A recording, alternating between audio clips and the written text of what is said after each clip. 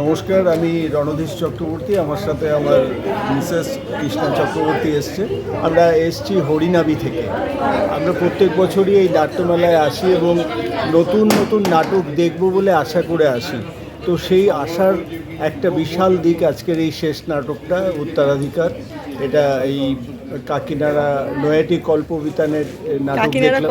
হ্যাঁ, কাকিনাড়া কল্পবিতানের এই নাটকটা খুব দরকার এই মুহূর্তে প্রচুর বাবা মা এবং গার্জিয়ান তারা সত্যি কথা ভীষণ উচ্চাকাঙ্ক্ষা করেন এবং ভেবেই নেন যে ক্যারিয়ারটাই জীবনের শেষ কথা।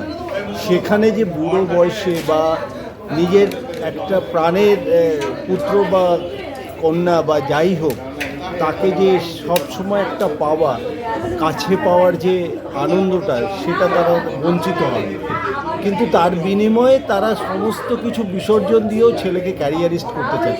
তার বিরুদ্ধে একটা জেহাদ এবং খুব ভালো একটা শিক্ষা এবং অভিনয় খুব ভালো লেগেছে আমাদের।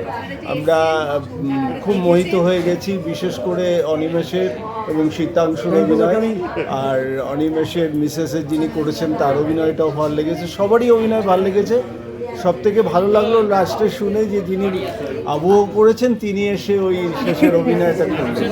ওটা খুবই সুন্দর একটা সিম্বলিক জিনিস হয়েছে যে জীবনের দৌড়টা শুরু হয় অ্যাথলেটিক্স থেকে, তারপর পয়সার দিকে। এটা বন্ধ হওয়া উচিত। Thank you so much.